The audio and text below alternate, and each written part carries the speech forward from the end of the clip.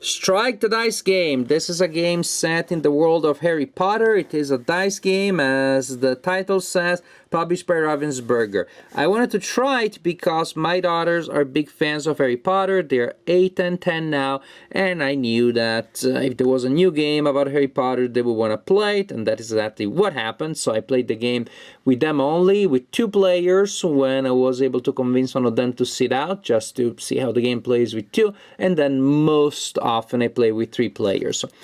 And I'm a much more lukewarm fan of Harry Potter than they are, but hey, if they like it, if the game brings a smile to their face, I'm happy with it. The game comes with a generous allowance, a generous pool of 6-sided dice with symbols representing different spells.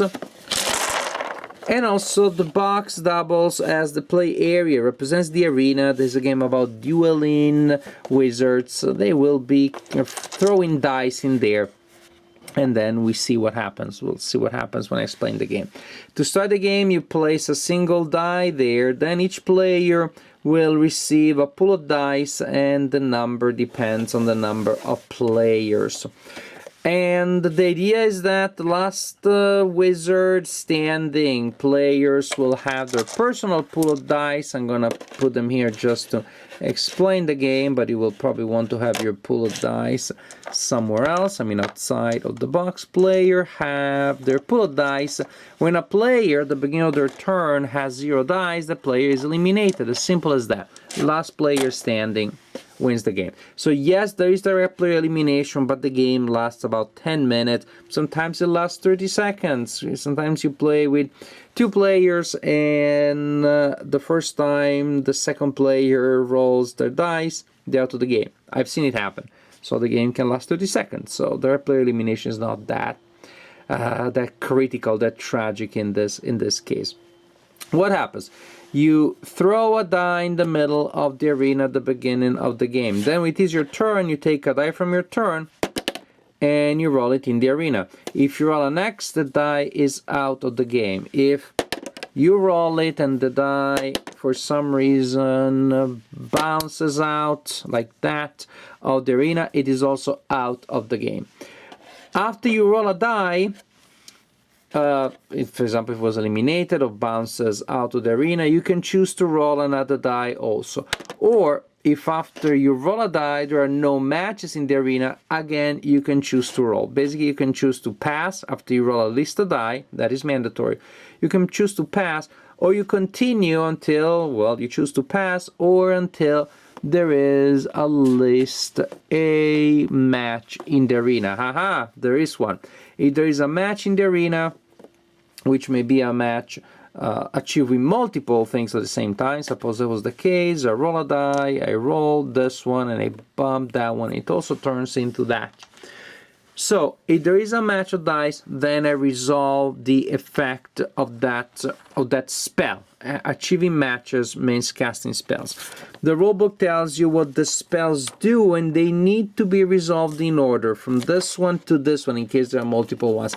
This is important because the first one to come is the Immobulus with the Cornish pixies. That means, well, as long as that spell is there, that match is there, no other spells are possible. So for example, since they need to be resolved in order, and this is the first, and it blocks the other ones, actually these 3 don't do anything. So if I really want a spell to take effect, I'm gonna start to try to break that match there. Alright, now for example, actually there are multiple spells here, but we go in order. So the Immobulus, which is the first one, we broke that one. Now the next one in order, the Relatio. And when the Relatio match is made, all wizards must immediately roll a die in the arena before matching dice are collected by the player that caused the Relatio. This one is out, and so now the Relatio gets to collect all matching dice. This one, Accio. If an Accio is made, the player collects the matching dice and also another die, such as that. Wingardium Leviosa. If you make a Wingardium,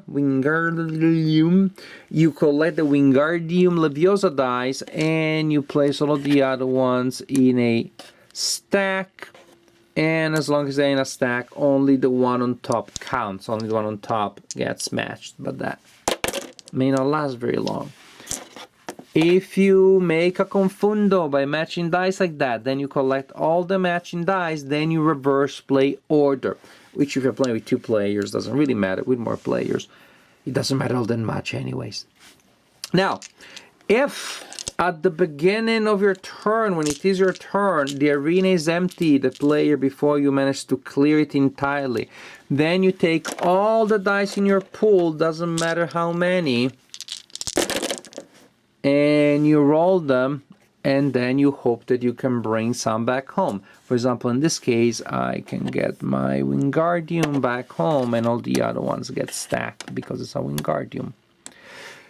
This is a nice little balancing mechanism because maybe I only have 2 I just brought back home.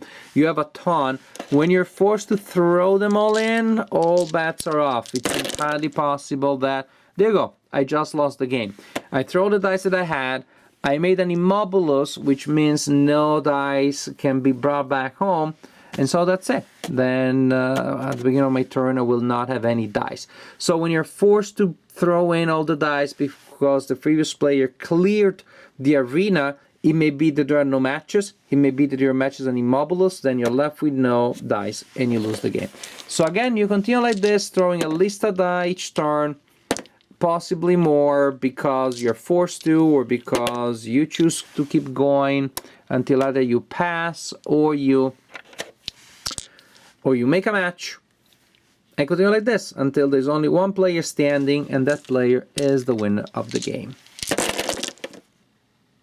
So when I learned about the game, I was excited. When I read the rule book, I became a little bit underwhelmed. Oh my gosh, I understand a light game that I can play with my kids, but where's the meat? Where's even the tofu? Is there going to be anything in this game? It just looks like the only significant choice that you have is to roll or not to roll, or to stop at 1 die or to roll more. And if you roll and you make a match, then you have the choice because you resolve that match. And if games are made of interesting decisions, at least good ones are, was there any chance for this game to be good?